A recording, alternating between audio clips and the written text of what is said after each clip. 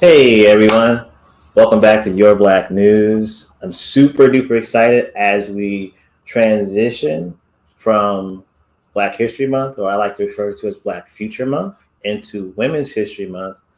I'm super excited to talk to someone that I admire from afar. I remember her first radio interview when I first heard her. I want to say it was on Hot 97, but it probably was on Breakfast Club. I'm not sure which one. But as a New Yorker, or former New Yorker, I was like, yo, this is dope. Oh my God, this is great. Dr. Gina Page, CEO, founder of AfricanAncestry.com. Um, I admire any person that has a company that has to help our community navigate medical or human data. And I just can't imagine, you know, how you came up with the concept and what led you to say, I'm going to create this 20 years ago. So, well, first of all, thank you for having me. I'm glad to be here. And so it's not my concept. I have to say I co-founded AfricanAncestry.com with the Black geneticist, Dr. Rick Kittles. And it really is the outcome of him wanting to know where he was from. He's a geneticist, as I said, and was fascinated by differences. And he also was always curious as a young person about where he came from. And so, fast forward to him being at Howard University at the National Genome Center, and he was on the team from Howard that came up to New York in the late 90s when they had unearthed that federal building. I'm sorry, they had unearthed the New York, what is now the New York African Burial Ground. Yes. And they were excavating the land to build a federal building. And so his job was to identify the ancestry of the bones in the graveyard. Mm. And when the community found out that that was possible, they felt like, well, if you can do it for bones, you should be able to do it for me, and inundated Howard's switchboard trying to get to Dr. Kittle. So I like to say that this is a clear case of supply and demand. The community demanded to know where they were from in Africa before the slave trade. And so Dr. Kittles and I collaborated, and I commercialized his research to make it possible for everyone to know. Excellent. Excellent. Thank you so much. Gonna take a moment to introduce our second guest, Sure. a mutual friend of both of ours, Miss Cherise. And Cherise, can you introduce yourself? I'm gonna go off camera for 1 second and let everybody know about this company that you also created. Sure. Hi, Gina. So good to Hey. see your face. Love you, friend. Hey. Yeah. Hi, everybody. My name is Cherise, and I go by Cherise P online. Cherise P 1908 is where you can find me. I am really, I guess, a product of the music industry and marketing world. I grew up in the music industry. My dad was a drummer for a group called the Isley Brothers, and I grew up backstage with him. And then also his sister, my aunt, was one of the early, or I guess original members of P-Funk, George Clinton's Parliament Funkadelic. So between the two of them and I guess grandparents who were deep in the clergy, and an uncle who's the first Black Navy SEAL, like all of that whole hodgepodge, I kind of was thankful and blessed to work and grow up around, I guess, a lot of luminaries, which made me believe that absolutely everything is possible. I can move that back, Martin, if you want. But that everything is possible. All the folks that I just mentioned grew up in a time of, except my dad, of Jim Crow, and they like reached amazing heights. After that, after growing up with those amazing people around me, I was blessed to get a marketing degree from the Standard of Excellence, Hampton University, and went on to work in the fashion industry way back in the day when urban fashion was just kind of starting. I worked with like Rough Rider, Dirty Denim, DMX's clothing line, Swiss and the others might have an issue with that, but a clothing line that was, you know, known for all of the amazing Rough Riders, including Eve.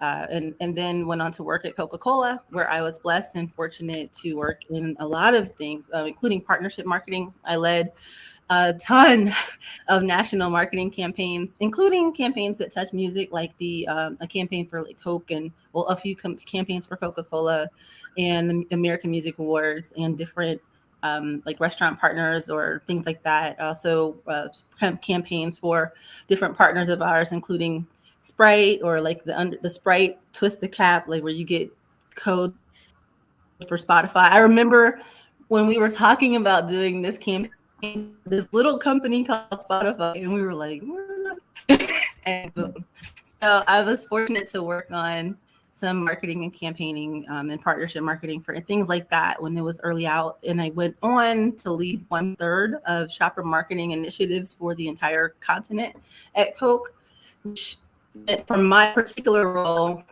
out the company's strategy for doing marketing on something like this, mobile ordering. I started a company when smartphones weren't smart, when phones weren't smart. And so then we got smartphones and people started to do ordering online on their phones. The strategy needed to be written for that and try often first with everything. So it's been a blessing to me, and now I'm able to the company's strategy for mobile ordering and that partnership marketing and being able to bring it back to the industry. I grew up in the music industry. Now fortunate to be a mentor for Grammy U. Academy. I love helping young people. My kids are #1 best-selling authors of a really positive book. I shut them out at Kids Mike, so check them out if you want positive media. You know that I love that. I love doing even partnership marketing here.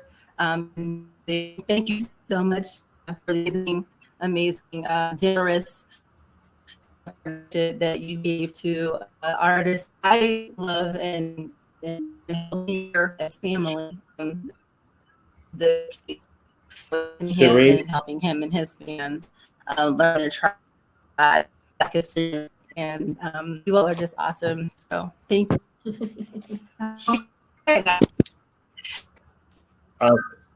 ahead, Gina. What are you gonna say?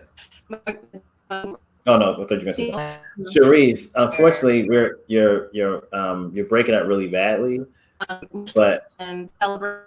She can't even hear me. I'm just gonna mute her for a minute. Let's see if we can. I'm gonna let probably, you know, today is a bad storm day for America. We have 11 states that are facing some kind of what do you call it, a thunderstorm or bad storm. So I know I've been getting 2 bars down here in Louisiana. I don't know how you've been, where you at, Dr. Page, but Cherise is a great friend of ours, and the reason we even come together because I had no, like, you know, I've seen your work and I'm like, she's just too busy. I'm not gonna even approach her. I'm just like she's just doing too many things. So, but as Cherise was saying, the consummate marketer that Cherise is was able to bring us together, and love what Cherise does with her children, and as on the Anthony Hamilton team heading up his marketing. We're going to get to that project that you both were able to collaborate on, and that is African Ancestry and Anthony Hamilton. But before we go there, I wanted to also unpack how AfricanAncestry.com is completely different than the competitors. Yeah. Well, let me tell you what we are. So we are the pioneers of genetic ancestry tracing for Black people around the world. And we exist to help Black people transform the way we view ourselves and the way we view Africa. And we've chosen to do that through DNA. And so we use a person's DNA to tell them which present day African country and ethnic group they share ancestry with. In effect, we're placing their ancestry on the continent in a specific place among a specific group of people 500 to 2,000 years ago. So that's what we do. We answer the question, where were my people before slavery? And so that in and of itself makes us different than the other companies out there today. First, we existed before all of them, with the exception of one, Family Tree DNA. I will say that one. They were in business before us, but there were no others in business when we started. We're the only company that can give specificity when it comes to Africa. We're not going to tell you you're some percentage African, you're some percentage from all these regions of Africa, thus making you African. We don't do that. We don't have to do that because we have the largest database of African lineages in the world or in the industry. And so that extensive compilation of data enables us to be very specific when it comes to a person's ancestry. Another way that we're different is we don't sell or share our customers' DNA. We do not monetize our customers' DNA. The lab we use destroys all of the genetic material once a result is determined.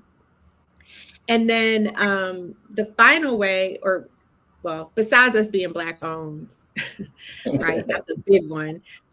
Besides us using Black suppliers and vendors as much as we possibly can, besides us having the only Black scientists analyzing genetic information in the industry, we look at one branch of your family tree. So it's quite like genealogy, Martin. When you do genealogy research, let's just say you are going to a family reunion. Right. And so you're usually celebrating your grandmother or maybe your grandmother and your grandfather. And then you do these family trees. You see everybody who comes from your grandmother, right? And so we do that with DNA. We look at one branch of the tree, and then we can tell you where your great, great, great, great grandmother, for example, where her ancestry was. And when we do that, the result is the same for everybody in the family who descends from that woman, which is a lot of people. Unlike the other companies, they look at your entire genetic family tree and give you these percentages, these general percentages. And so you can't share your results with other family members. Everyone in the family would have to take one of their tests and everyone in the family would get a different result.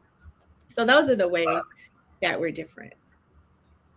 Well, I do have a question from the audience.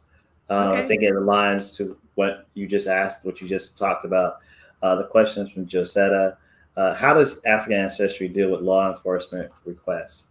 So we've never gotten a law enforcement request. And we want to keep it that way. Right. And we wouldn't have the genetic information to share. Anyway, right. Because you destroy it. Right. And the part that we do look at, Martin, is only informative for ancestry. It's not informative for family relationships. So that's another way we're different. So that's all familiar. Is not familiar. Right. Like, is that the term? I don't know if that's the right term. I'm just, watching CSI and seeing the word familiar. DNA. Right. Familial, exactly. Yeah. So that's another way that we're different. So we're not going to tell you who your family members are. We're not going to tell you your fifth and sixth cousin. We're also not going to tell you health traits. We are specifically in the industry right now of ancestry. And so the DNA that we look at cannot be used for any of those other things. Nice. I think as I thought about, this industry and where it was at when you started and where it's at now, it feels like you guys really position yourself well. Did you see, when I say where you're at now versus where then, did you think about, where do you want to be at in 20 years as far as the industry? So to me, you're nice, well positioned You're not too on the cutting edge, and at the same time, you're also not so far back you have to, retool or pivot. Right. No, we did not think about where we wanted to be in the industry in 20 years. We didn't even think about it in 5 years, to be honest. And Wow. for real, there wasn't that much of an industry because there was just Right. another company doing it. As we saw other companies enter the industry, we felt very good about what we were doing. And even today, we see other companies mimicking what we do or Trying saying to mimic it, trying. They trying. And so,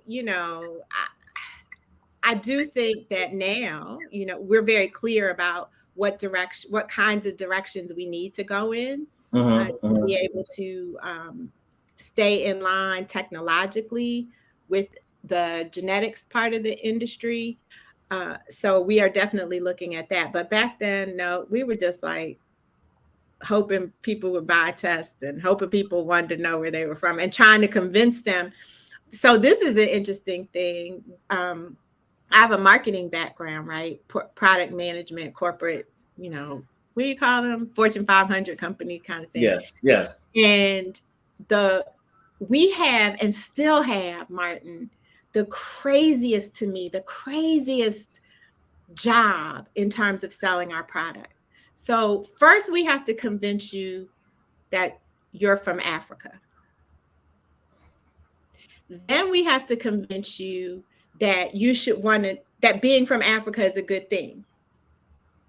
Then we have to convince you that you should want to know where you're from in Africa, that there's a benefit to that. Right. Then we have to convince you that it's possible to use DNA to tell you that, to give you that answer. Right. And then we have to convince you to use our company to get the answer.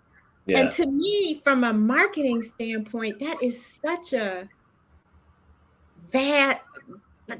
unthinkable selling cycle, because there's still in 2023 people who say, I'm not from Africa. Now, we don't waste our time, so to speak, on those people. Correct. But the point still stands that you have the whole gamut of people. Black folk. And it would seem like it would be, a no-brainer, right? But that speaks to, a lot of what Dr. Joy DeGruy. I'm trying to remember. Yeah, Magruder. I was trying to remember which last name to use. I was like, wait. Talks about in her book, Post-Traumatic Slave Syndrome. And, we haven't necessarily, I think, as a community, really healed the way that we need to heal. And so we have a lot of, negativity we have to deal with. So it does feel like when you're talking about the marketing cycle, it did feel like a heavy lift. I think that it is also at the same time, it's indicative of, where folks are going to go with AI and with the metaverse and other things. If you want to claim, that you are who you say you are, or what you identify as, right? I think that, in my head, you're well positioned because people are going to say, I'm Gambian, or I'm, Gabon, or, I'm from Madagascar, or whatever they're going to want to claim, because the Madagascar metaverse is going to be so cool. And just like Chat, GTP, designed a lot of work at OpenAI was done in Africa. So as Africa and African things become more on the same playing field, I can see, and even with football, meaning soccer and other things, I can see people virtually wanting to I'm from so-and-so, and it's like, yeah, but I have the receipts. I went to African Ancestry. I really am from there. Right. We have a question from LinkedIn, and it says they took the other people's test. I'm not gonna mention them. Does African Ancestry drill down further? Thank you for that question. And I think you're probably just joining us. So if you could just, in 30 seconds, just repeat what you said already. So yes, we do drill down further. We look at one branch of your family tree and tell you the present day African country and ethnic group that you share ancestry with based on the world's largest database of indigenous African lineages. So our African lineage database is at least 11 times larger than the company that you used, which allows us to be much more specific. So basically, when you add up all the percentages, that company told you that you were West African. And you already know that from history. Like, that's the one thing we do know. Our test answers the question, who are the people that I share ancestry with? What are their values and traditions and cultural practices and beliefs? Where can I go and be able to talk to someone who shares the same ethnic group that I descend from? Right. Wow. I do want to play. There was a this month. You did a partnership with Anthony Hamilton, the musician, and want to play a clip from the live reveal. If I can get that going. Let's see. No, that's not the one. I want to go to present and share my screen. And gonna go to. And this is the partnership that we did, where we were able to come together, Martin, thanks to Sharice. Yes, exactly.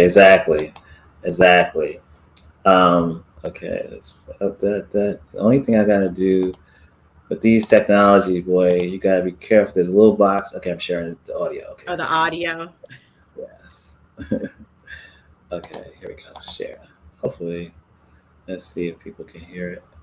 We'll hear it. Okay. Oh, I don't think that's the one. Oh, there you go. That's not the one? I think that's the announcement of it. Oh, okay. Which do you remember which? I know is it Africa? We're African forever? That's that's the lead up to it. Okay. Let's see. And I don't even hear that. Oh, I have only mute this one. Truly comes from. Join me in taking the African Ancestry test and unlock your power, the power of your lineage from Africa. Ever. There are so many tribes on science and excellence and power. Which one is yours? When you click this link on this page right here, you can find out exactly where you come from. Okay, so now trying to find the one. I don't remember. Did they do? They might have done it as a story. Oh, versus the real. Yeah, I don't know. Let me see. That's what we need, Sharice. Right. That's what Sharice is supposed to be here. Yeah, I thought it was on the reels. I know I see this. Is this the one? Let me see. Like you said, maybe it is. I think that's before. Okay. And this is not. We did it on January 20th. Oh, you know what? No. You know what it is? It was on Facebook. Dang. Ah, okay. Right. Oh, yeah. That's right. It was on Facebook. I'm like, I'm so Instagram centric. Like everything's on Instagram. It's entertainer. Everything's on Instagram. It's like, no, Negro. Stuff is on. So anyway, Anthony Hamilton went to African Ancestry and he got a test. And actually, wasn't his whole team that got a test? Yeah. So we did a promotion with him where we encouraged his fans and followers and our followers to take a test and sort of go along the journey with him as he was waiting to receive his results and to join us in a live reveal, during a live reveal. And then they also were entered to win a prize, some Anthony Hamilton swag. But anyway, we did this reveal with Anthony and his team where they all learned their ancestry for the first time. And it was January 30th or 31st or something. So that helps you with the date. Oh, really? Lord, it's been that long? Mm-hmm. This month has gone by super fast. He and several of his team members, there it is. Okay. Took the test and got revealed. Let's see. We're gonna give me a large screen. Okay, cool. And now we are all here, and some of Anthony Hamilton's team. You'll get to know our names shortly. But I'm Sharice. I'm the marketing arm, and I'm so excited because we've joined this amazing collaboration with the Dr. Gina Page, co-founder and president of African Ancestry. Dr. Page, thanks so much for jumping on with us. I will hand it off to you.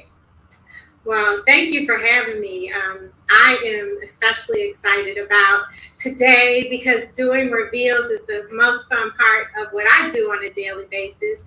Just as a sort of refresher for everybody, African Ancestry is a pioneer of genetic ancestry tracing for Black people all around the world. We're celebrating our 20th year this year. So Anthony will be our first reveal of our 20th year. Anthony and team, the whole crew, you all are our first reveal for the new year, and I'm very proud of that. So what we did as part of the Africa Forever Challenge is you all got African Ancestry matriclan test kits. The matriclan test, well, actually, wait a minute. I said you all, but everybody might not know who you all are. So maybe we should go around. I'm Gina. Who else is here?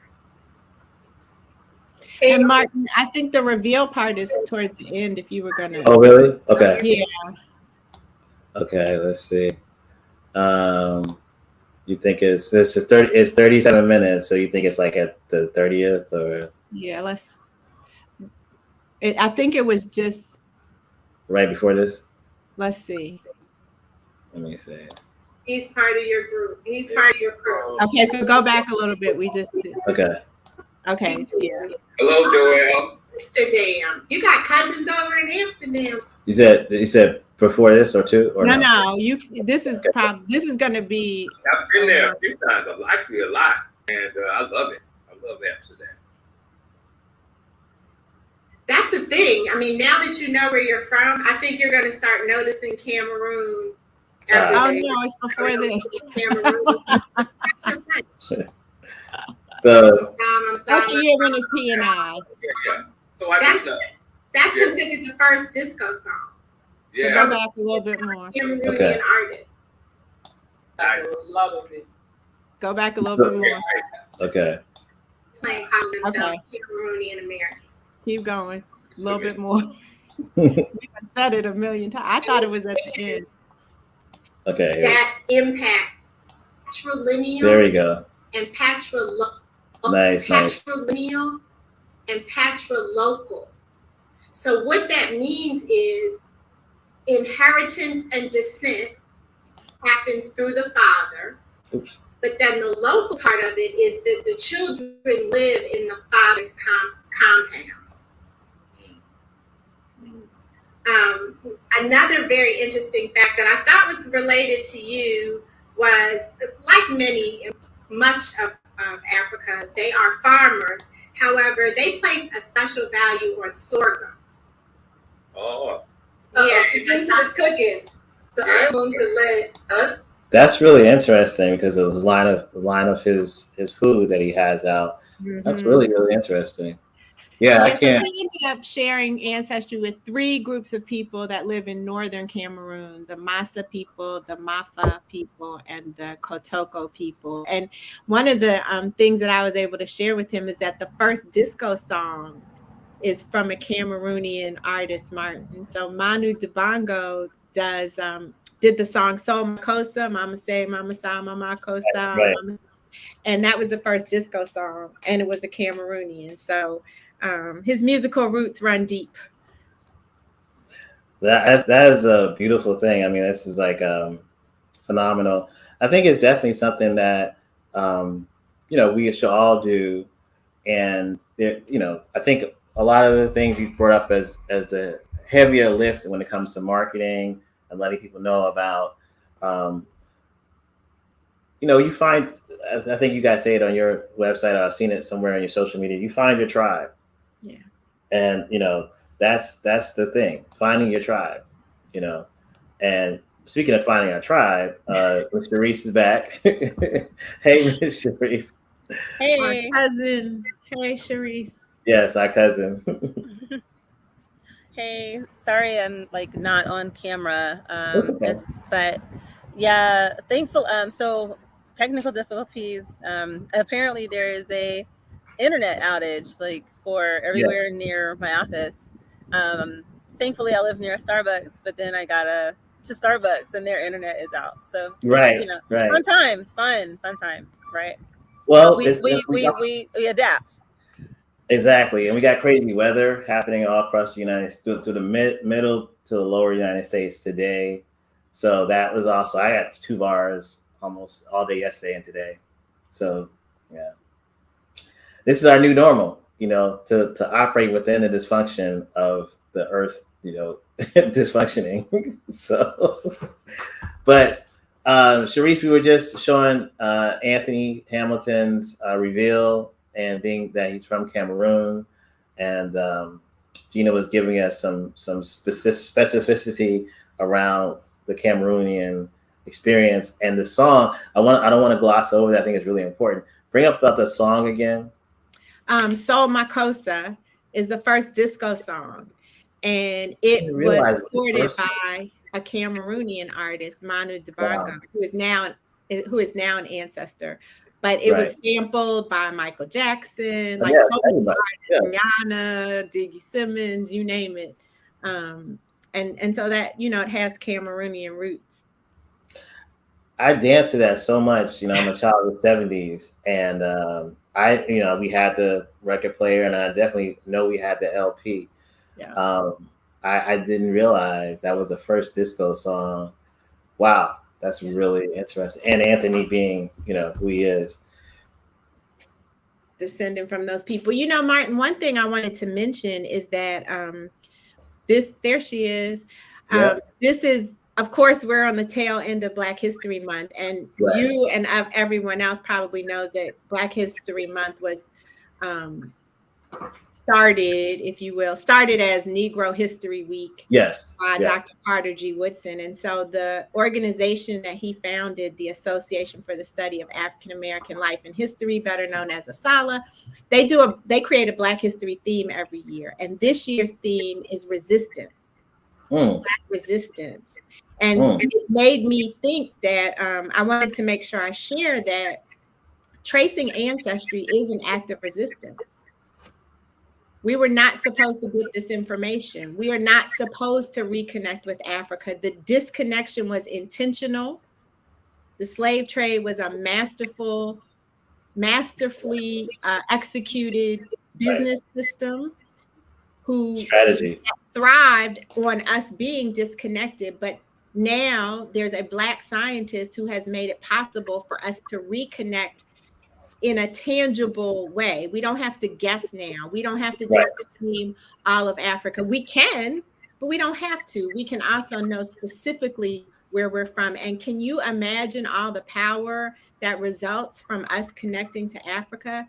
It's incredible. And so we're very proud to be able to do this work. And that's one reason why people should take the test. Absolutely. Sharice, I know you wanted to jump in. So I guess I don't know. Was anything that I said before heard at all, or was it all bad? I think up to you when you start talking about the kids music, kids mic. We kind of broken up. Yeah, it started. We didn't hear about the Grammy mentorship, and we didn't hear about anything else you were saying. Okay. Well, just to add to what, hi everybody, hello again. Just not to be rude, I'm Sharice.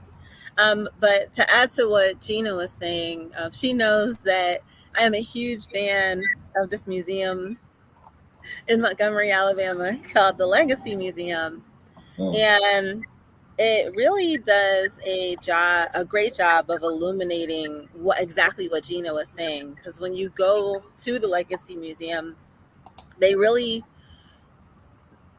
make it real. Like you come in and you were basically in a little bit of like the middle passage. Like you're surrounded by like digital water 360, and then you kind of walk through this bottom of the ocean, and then you get to basically the pens where they would hold families, the actual ones. That's where the ground that this place is built on is on slave prisons, and they have you basically feel and see what it was like for these children, mothers, husbands to be completely ripped apart from each other.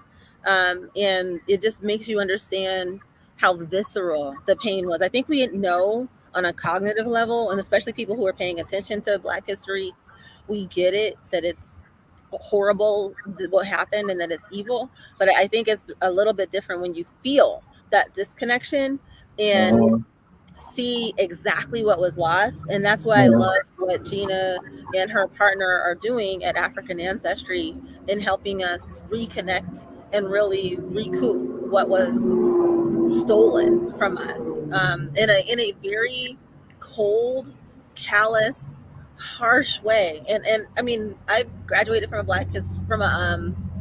from a historically Black college, studied the slave trade and all that a lot, but it was really different to be in those pens and seeing and hearing like the sounds that they would have heard.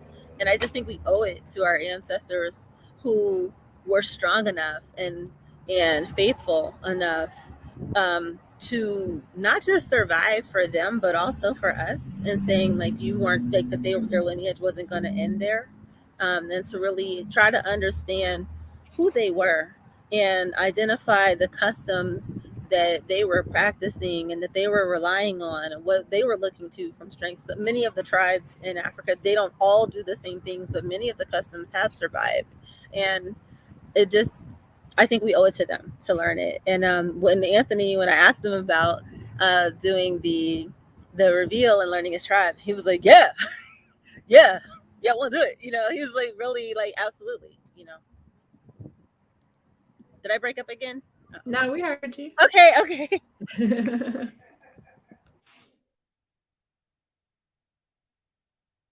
Martin, You're on mute. I'm muted now. It's like I was saying it was awesome, Sharice, and I was saying it was me that wasn't you. And the thing that you're talking about with the enthusiasm, both of you said something that was really powerful. I hadn't really considered, before either of you brought it up about the cold calculating and at the same time intentional. This was then very intentional. And I don't mean to laugh, that's the wrong emotion, but it's almost like, laughter before I cry, let me laugh. Plan that was executed masterfully. So to the point that Gina, when you weren't here, Gina was talking about the marketing cycle that she has the different obstacles or challenges that are in the way of marketing straight through that she has to overcome. It's still affecting us to this day. And so that's it's rivals any of the 100-year McDonald's plans or whatever else these brands have to be around for the next 200 years. The enslavement business model is still the way in which to break down that entity and us as products of that entity and being goods and services that business wanted to have. It's still affecting its descendants 400, 300, 200 years later. Well, Martin, if I could add, the only way that slavery was going to work was if we didn't have our names, if we couldn't communicate to each other in our languages, if we were disconnected and it was against the law to honor our ancestors, to read and write, and then for our families to constantly be torn apart and sold apart.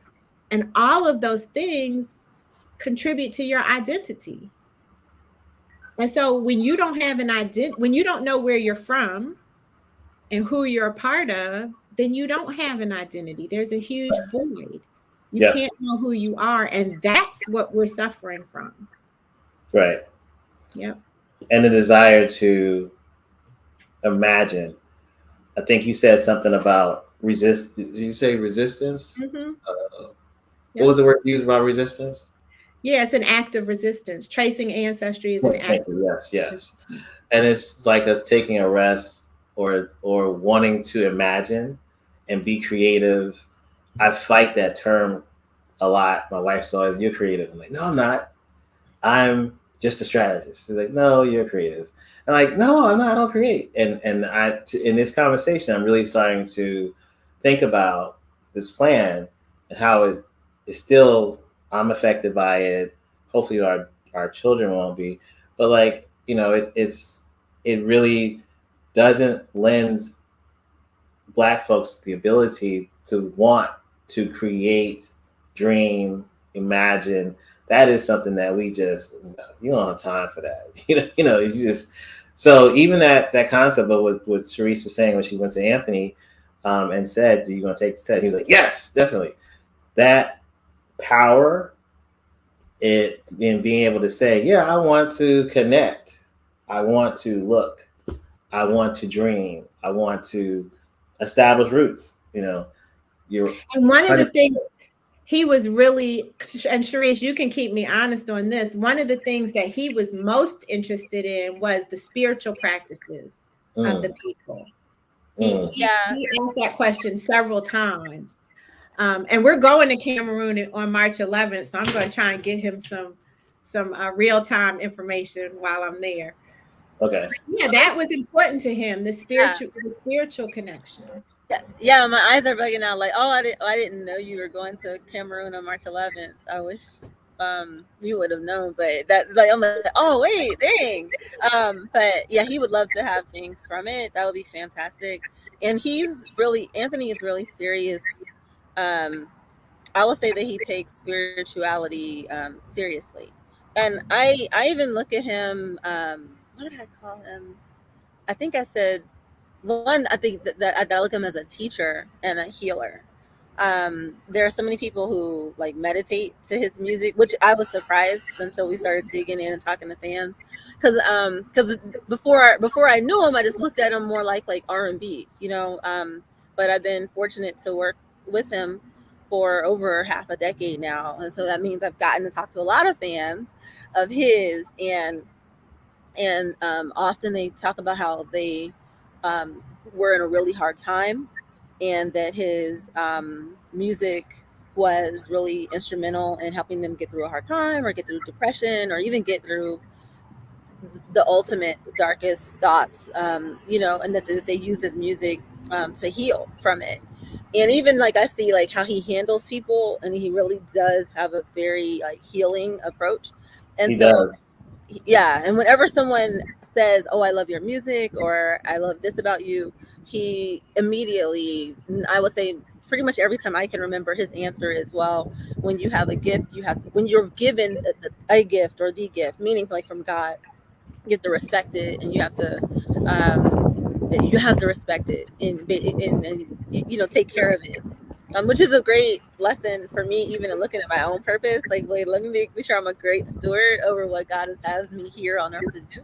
But all of that about him lines up 1,000,000%. Gina's 100% right. He asked a lot, what was their spiritual practice, and I think that knowing that Anthony does believe in God, when you were able to affirm their spiritual practices and the things that they tended to believe for the tribes that he shared DNA with, I think that was a great, not so much an affirmation, because he's pretty confident in a very nice and kind way, but I think it made sense, that matched for him.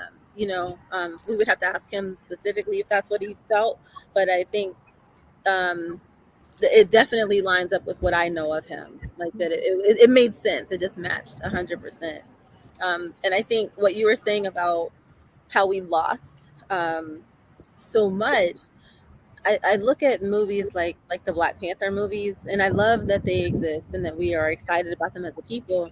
But I also wish we would understand that we actually already have Africa. Wakanda is great, but Africa is real, and that there's these amazing things to identify with, and the way people hold their chests proud about this place, in the movie. I saw recently at home, we for Black History Month are showing we showed the kids intentional Black history every week, but we were more intentional to focus more in on Africa this month during Black History Month. And one of the specials we watched showed them, it just had a documentary in it, and it was sharing how iron was invented in Africa, like back in the 1550s, right? I think I'll make sure that that's the right answer.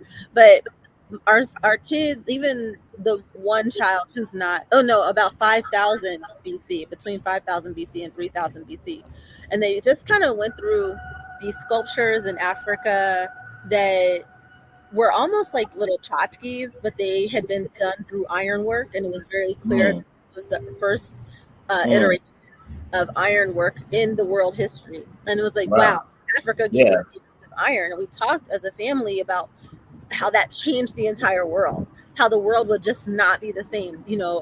Everything, skyscrapers, even the devices that we're talking on, that changed everything for the modernization and the ability for the world to modernize. The Iron Age was really a gift from Africa to the entire world. And just after that, for a while, our kids were like, yeah, and then, because Africa, gave everybody iron, because iron in Africa. Yeah. So I think if we could, as a people, and as the whole world, really embrace and love the things that are real that came from Africa, then it's also going to fuel this drive to know more of what parts of Africa we all have in us. Because even I think some people who are not so much African American may still have some Black lineage that they may stick their chest out more about and hold their head higher and saying, yeah, I think that we need to honor and respect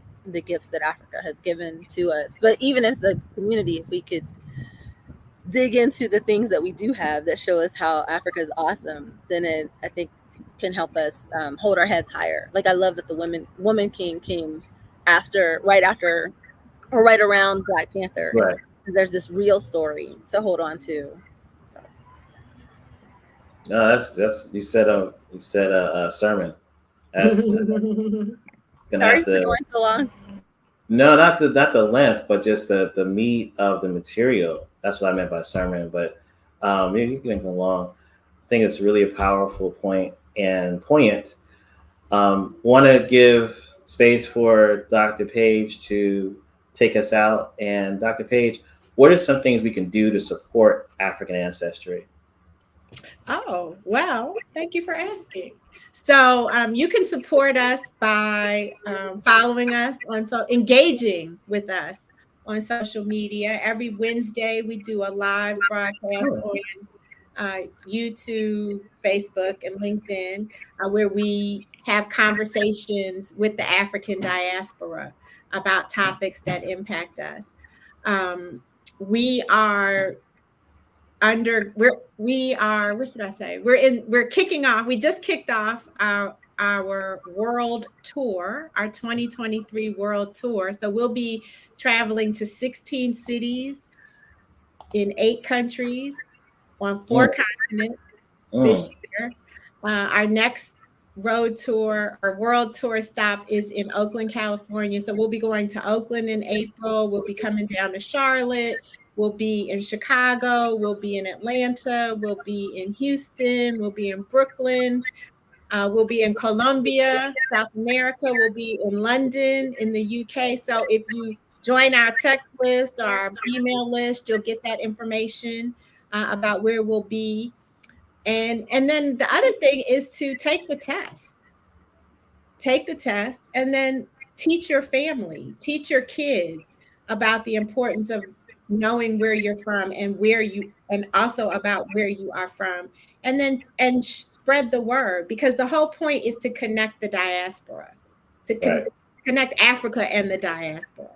Right. And we are fortunate enough to be living in the United States, where there are huge African populations for us to connect with, even in the cities we live in today. We have African Ancestry family reunions, so you can travel with us. Like I told Sharice, we're going to Cameroon in March. That one's been sold out for a while, but we're traveling to 6 African countries this year. So, there's so many different ways that you can support us, and I would love for you to choose one or all of those ways. That's awesome. Thank you so much. And Sharice, I know you started this magazine online, and you want to tell us about it and tell us how we can also support music leaders. Sure. I purchased musicmarketingmagazine.com earlier this year, and we love it. I would say anyone that's watching, even if you're not a musician, I can tell you, as someone who grew up in music and still is fortunate to work in music and gets to be a mentor for Grammy U and the work at the Recording Academy.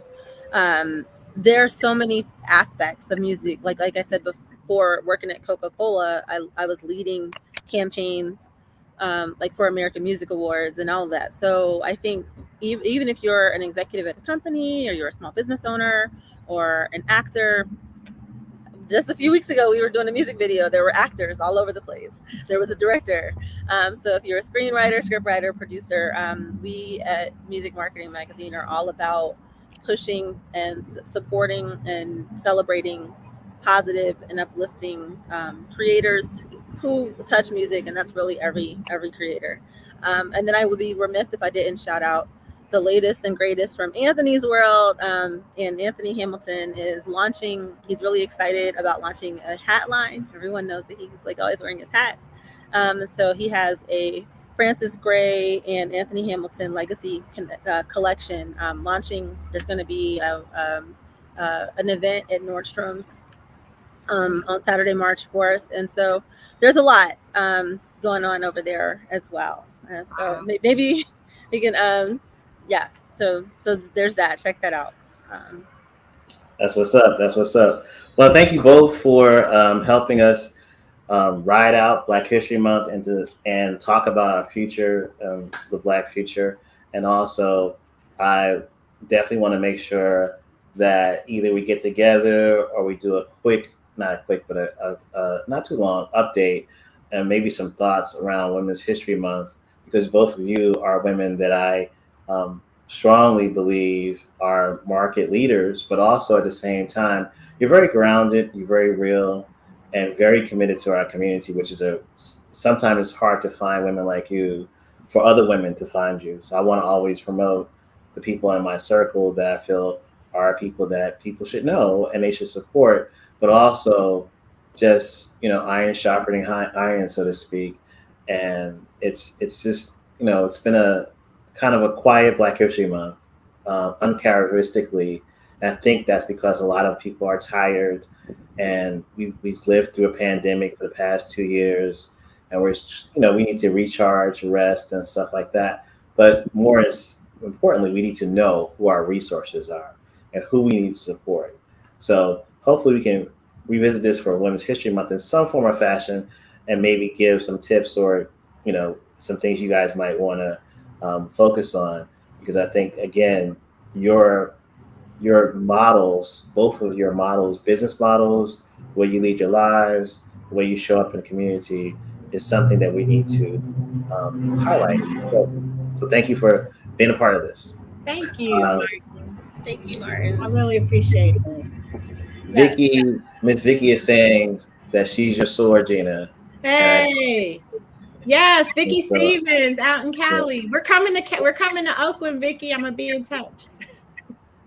Hey, Soror. That's what I thought. I wasn't sure everybody it was just the AKA crew here, but